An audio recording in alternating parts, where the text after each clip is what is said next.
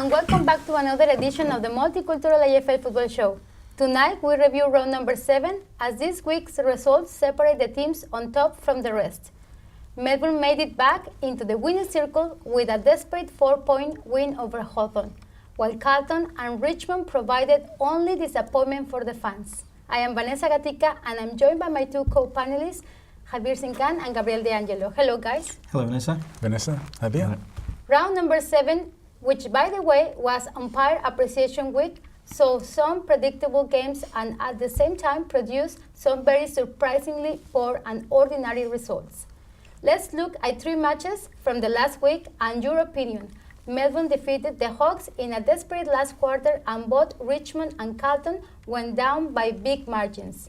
Also, the super low scoring game from the Adelaide Oval where the Crows squeezed past Fremantle. How did you see these games, Javier?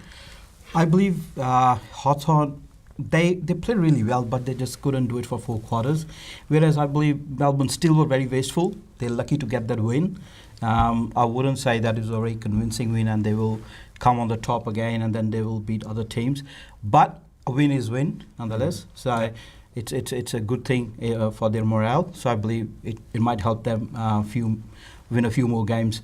Other than that, Richmond and Bulldogs, I believe that was just one-man show. It was a great game. Yeah, it was a great game. The first quarter, I think they were usual suspects. Bulldogs, they were kicking wrong and everything, and what it looked like to be another failure on Bulldogs' side. But Aaron Norton came in and then just changed the whole game. Best ever performance by a Bulldogs player as far as contested marks is concerned, and the second best for the AFL level, and that's it. And then on top of that, 5 goals. He just stole the show. But to mention other players like Bontempelli and others contributed, everyone. But he was like the star of the show, and that he just took over. Not to mention Richmond is a weak side at the moment because of all the injuries. And I believe Carlton, I think they underprepared because last week we were discussing that both these teams can see this game that they can win and they can make their fans happy.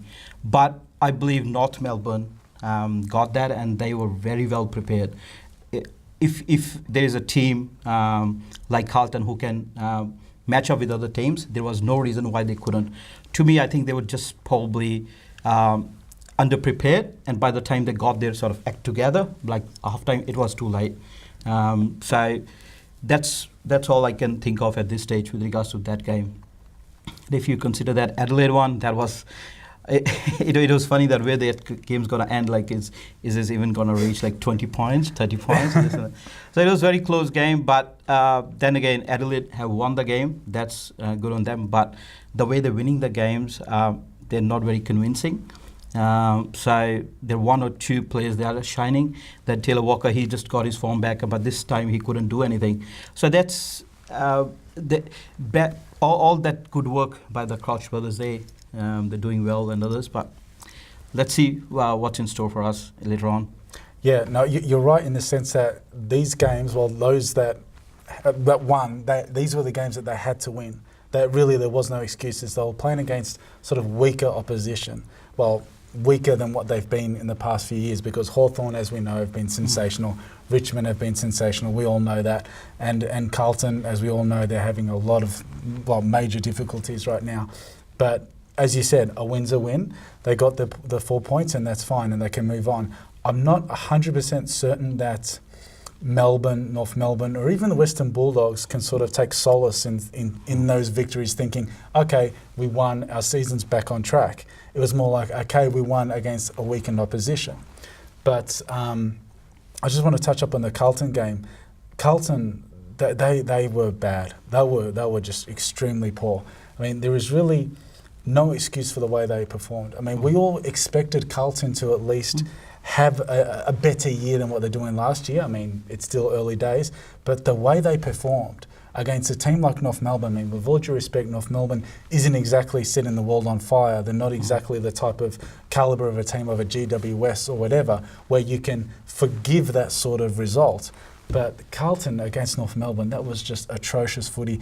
And after almost beating Hawthorn, when they should have beaten Hawthorn in Tasmania, and to go down like that, to lose ugly against North Melbourne, there's got to be a lot of question marks around that club right now. Yeah. Which brings me to ask, have the Saints a major issue with their playing list, or are they just regrouping after the powerful start to the season despite the recent demise, losing 2 in a row over the last couple of weeks, Kevin? That's a hard one to answer because I think there's a lot of different elements as to why St Kilda are losing or have lost the last 2 games. I mean, when you think about it, they did play against GWS in GWS's home ground, so that's not an easy assignment. So not a lot of teams, even really good ones on form. I mean, even when Richmond were having that amazing season, they didn't beat GWS away. So we can sort of move that to the side. I think the only good thing about that loss is that they didn't lose heavily. Like it wasn't like Carlton versus North Melbourne. They still lost badly. I mean, they lost, but it wasn't as bad as maybe it could have been in previous seasons. But the game against Adelaide at home that they lost, they should have done much, much better than that. So they should be disappointed in that regard. But yes, there is a lot of injuries at St Kilda at the moment, and I think that they'll pick up a few good players for the mid-season draft. It could bolster the team and things could go on the up and up, because I think St Kilda, with the coaching staff they've got with Brendan Layden in particular, Brett Ratton, I mean, we're expecting big things from them. Maybe not grand finals or top 4, but at least to have a good competitive go at being in the finals. So we'll see what happens. Yeah, I believe they were very competitive though as far as going to the 50 metres is concerned. But after that, I believe their defence or GWS had very strong defence and just they couldn't do better. You can say that because of the injuries, you can say because of anything else, but that's what the reason was. But all is not lost, I believe, with Saints. I think they can still sort of bounce back if they can get a good pick, as you said, and that could be the reason. But a win is a win, nonetheless. So they had few wins under their belt, so I believe they won't be that bad in this season. No, I hope so. Umpire Appreciation Week. What was your impression of the standard of umpiring? Have the umpires become more consistent, or do they still favor the stronger teams in their 50-50 umpire decisions, Gabriel? Well, it was a bad week to do some really bad mistakes, I think. But, we've spoken about this a lot in the program. There does seem to be like a sort of a bias towards particular players and particular teams when it comes to the umpires. But, we can push that aside, seeing as it is Umpire Appreciation Week. We have to appreciate the work that they do, because of course I wouldn't do it. And, a lot of people wouldn't want to be umpires. And so to be able to go to every game and be booed and yelled at and spat at and all that, it's not easy. So we can appreciate that, but also at the same time, there is a lot of room for improvement in terms of the consistency of some of the decisions that are being given or not given in some cases during games. So, yeah. Yeah, I believe as it is Umpire Appreciation Week, I think we shouldn't be saying any bad things about the umpires. And as you said, they do a very hard job. And we had a couple of 50s in against Fremantle, but Ross Lyon summed it very well. They got a hard job, and we need to appreciate our umpire's job at the moment. So that's where we end. That's right. You're watching the Multicultural AFL Football Show, and we will continue after the short break.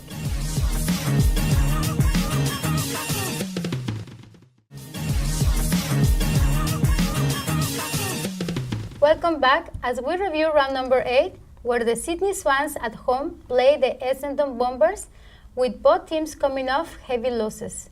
So Friday night football kicks off from the SCG. How do you see it, boys? I believe, yeah, I can finish it in one sentence. Sydney Swans at home, that's it. Essendon Bombers, Essendon Bombers have won. Although I must say, Sydney did play well against Brisbane, so I hope they can carry on some momentum from that. Although they lost, there was like patches where they played really good footy, but I can't see them winning at SCG. Even Lance Franklin, he's in bit doubt whether he's playing or not. So Essendon Bombers, like they want to win. They're very hungry at the moment, and they've got a point to prove to their coach, to their fans. I mean, their fans booed them on the game, so I believe they got too much at stake. So they'll be coming in hard, which won't be easy for Sydney to cope, I think. And SCG, they haven't won there yet, so yeah. Well, yeah, I mean, you're right, but also at the same time, playing Sydney in the SCG is always a tough assignment. It's never easy, but Sydney seem to be this team really in limbo at the moment. It's like, how can we describe Sydney the way they're playing? There's really no words in the lexicon to describe how weird that they're going. They're winning games away, they're losing at home, they're doing good, they're doing badly. Unpredictable. They're just extremely unpredictable, and it's also hard to really predict this game. I mean, you would think on paper Sydney should win pretty comfortably, but Essendon, they're slowly starting to rebuild, and they weren't that bad against Geelong, considering they were playing a very good team. So I'll go with Essendon. Here is a big one. Normally, this game would be huge and in better days had 90,000 people plus when both teams were going well. Unfortunately for this one, traditional rivals Collingwood and Carlton look horns with the Magpies on top, and Carlton somewhere on the bottom of the ladder. I don't expect a close game, as injuries to the Blues and Collingwood's great form will ensure victory to the black and white. What is your opinion, Javier? I believe Carlton fans should go up there and support and make it more than 90,000 plus, because their team been playing fantastic against good teams. I don't really see many reasons why they won't perform well against Collingwood. I believe the footy is such a game which, although it largely depends upon skills, but there is huge thing with the momentum, huge thing with what you want to do, and how much adrenaline you got. And especially with these games where you know that you're against your traditional rivals, there is another sort of boost of energy in you, and you want to do well. And I was reading Patrick Cripps as well, that he said fans can expect better from us. So I believe still go there. I've got this feeling that it's going to be a close one. Well, I hope so. But Collingwood wins. Well, yeah, I think Collingwood will win. But if Carlton defeated North Melbourne and they would have been on the wave of their performance against Hawthorn, then we could say, okay, we can be really excited about this one. But I just don't see this one being competitive. I think Collingwood are just going to be too good. And Carlton, they should treat it like a final, but it's going to be Collingwood. Coming up, more of round number 8 on the other side of the break. So don't go anywhere, as we will be back with more on the Multicultural AFL Football Show.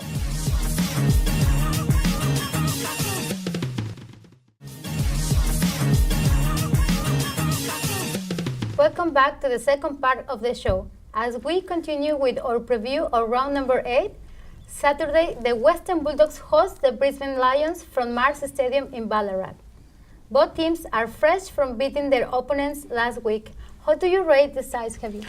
I don't want to answer this question because because I really want to say that our Bulldogs are back, and with their performance, they should win it easily. It's in Ballarat, and they've got more experience of playing at Ballarat as compared to Brisbane.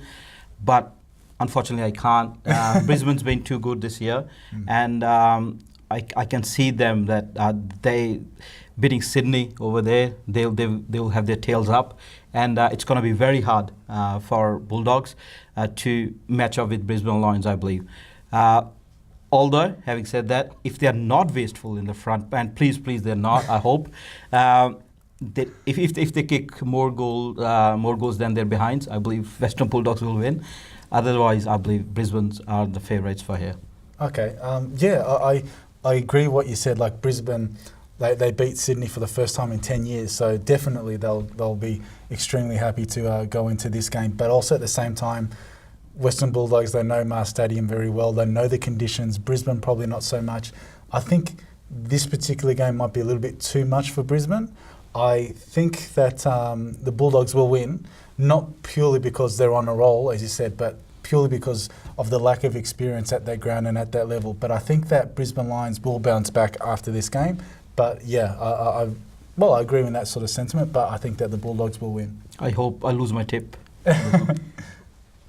Briefly, guys, what about the next 3 games? Gold Coast Suns against Melbourne from Townsville, St Kilda and West Coast from Marvel Stadium, and the big one from Adelaide Oval, Crows and Port Power. I believe if I go for Derby, I'll start with that. That's going to be a cracker of a game, I hope. And Adelaide, whatever good they've done in the last few games, hopefully they can collect it together and come in front of Port Melbourne and give us a good contest. Otherwise, I believe Port Adelaide might be too strong for them, and the way they are playing at the moment, and even at Adelaide Oval, although they won against Fremantle, as you mentioned, it was like a scrappy game, and they a game they should have won. Yeah. So I believe Port Adelaide going to be a bit stronger for them. So I think they're going to win this one. Okay. Yeah. Well, I it's hard to really pick this one because both Port Adelaide and Adelaide haven't really been setting the world on fire, and they've been sort of up and down a bit. There was moments where Port Adelaide had been really, really good this season when they had those amazing wins, especially on the road. But Adelaide, they've been, neither here nor there, so to speak. Yeah. And their victory against Fremantle at home, they should have won that game. There's no excuse not to win that game. Whereas Port Adelaide, they did have a heavy loss against Collingwood in Melbourne, but Collingwood, they're just on another level right now. But I do think that Port Adelaide are just a little bit above Adelaide right now, so I'm going to tip Port Adelaide. But it should be a good game, and anything can happen, and it's going to be like a mini final, so to speak. But on the other games, Gold Coast and Melbourne, Gold Coast, after having a really good start where we all thought, wow, Gold Coast, they've improved pretty much out of sight, really. They were doing so well, and then they had that string of losses, and it's like, they're back down to earth. The Gold Coast is back. But I think at home they should be a little bit too strong for Melbourne. Melbourne haven't been very convincing, and their victory against Hawthorn, although it was great, still there was a lot of question marks about how they're going at the moment. So I'm going to tip Gold Coast. And St Kilda against West Coast, that one could go either way as well. Even though it's at home, St Kilda, there's no guarantee that they're going to win. West Coast, they're used to travelling. They're the reigning premiers, so they should be okay. They should be fine. But St Kilda, this is a game where they really need to start to lift. They really need to start to lift if they're going to save their season, if they're going to have any remote chance or any real chance of making it into the top 8 this season, and they have to do so against the reigning premiers. But because they're the reigning premiers, they're very strong, they're going to be very tough to beat, so I'm going to tip West Coast on that one. Yeah, look, I believe Gold Coast Sun have surprised me, and the way they're playing at the moment, I believe they're playing good footy, and especially we saw in that game against West Coast Eagles, although they were down by that many points, and still they managed to come back and nearly sort of snatch the win, but they still couldn't do it. As far as Melbourne is concerned, I mean, they'll be riding a bit high on confidence, but still, I believe it's going to be a Gold Coast game. Sunday, North Melbourne plays Geelong at Marvel Stadium. With a few Cats players out of the North Melbourne's emphatic wins against Blues, it is enough to make this game close, Javier? No, I don't think so. unless Geelong gets tired of winning and they want to lose one, then there is a chance. But I believe Gary Ablett, he's in a bit of a strife at the moment. He might get a ban, so that could sort of change their calculations a bit. But we all heard that it was always on the cards to give him some rest. Yeah. So that might be an opportunity for him to have some rest and let others flourish. But I believe it, as I said, Geelong's going to be too good for North Melbourne, unless it wasn't just the Carlton played bad last week and North Melbourne actually formed their mojo aside. But I believe Geelong's going to be too strong for this game. Yeah, absolutely. I think Geelong, they're just too classy. They're just too strong. They're just too good at the moment. I know that North Melbourne, they won against Carlton and very convincingly, but it was against Carlton. Geelong, they're just too good at the moment. They've got way too many. Like the good thing about Geelong at the moment, it's a real testament to how good of a team they are. Even if Ablett's away, it doesn't matter. Like, they can still find someone that can fit those holes and do the job that needs to be done. And when Ablett returns, it's like nothing had happened. It's totally fine. So there's always this sort of replenishment, this sort of replacement of one player for the other. And so Geelong, for me, they're just going to win way too comfortably against North Melbourne. The last two games of the round will see Hawthorn go head-to-head with Giants from the MCG and Fremantle at home in the West take on Richmond. Gabriel and Javier. I believe it's going to be very hard for Hawks to stop Jeremy Cameron. But who will stop it and how they will stop it, that's going to be a big question. The way he's grabbing the bag of balls every game, or bag of goals every game, I think he's going to be too strong for them. And although even if they are able to counter his effect, there are too many superstars in GWS Giants, and they're all gelling together well. This year, I think GWS Giants, it's going to be very hard to beat them, whether they're travelling or not. And this will be a good test to them as well. That will be a good, say, if they get into the finals. And what's a better test against Hawks in MCG? Yeah. Doesn't matter who they field, it's going to be a tough game. So if they can prevail in this one, they can say that, oh yeah, we've got a good season on our hand, and we are the real deal. Even if it comes to MCG, be the preliminary final or grand final or wherever we are, we should be able to win in MCG. I think that's going to be a real test. I think that's where they need to focus as well. Their coaches need to go and study MCG much more and then do some experimentation or so as well. This is their chance this time in the season, and see what works for them all the 4 quarters or so. On the other hand, Hawks, they really need to be on the mark right from the start and right till the 4th quarter finishes. Otherwise, even if there's a little bit of loophole, Giants going to pounce on.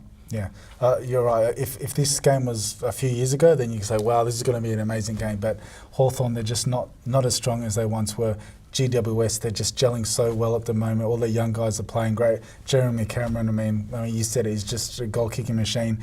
GWS should win comfortably, and it'll be interesting to see how they roll after this, because the MCG has been a bit of a graveyard for GWS. They haven't really been as solid in on the MCG as they have been in other grounds. So we'll see how they go in that one. But I'll be tipping GWS. And for Fremantle and Richmond, that one I think Fremantle should be a comfortable win. I think Richmond, again, just like Hawthorn, not as bad as Hawthorn, but not as sharp. And Fremantle at home should be too strong. Yeah, I agree with you. Fremantle for me as well. Thank you, guys. Thank you for your comments. It's certainly an interesting round number 8. That's all we have time for this week. In the meantime, you've been watching the Multicultural AFL Football Show all around Australia on the Community Radio Network, Community TV, and on Aurora TV Foxtel. We are also online through the NEMBC's AFL Footy website. Stay tuned next week for more on the Multicultural AFL Football News. I am Vanessa Gatica. I'm Harbeer Singh. I'm Gabriel D'Angelo. And thank you for watching.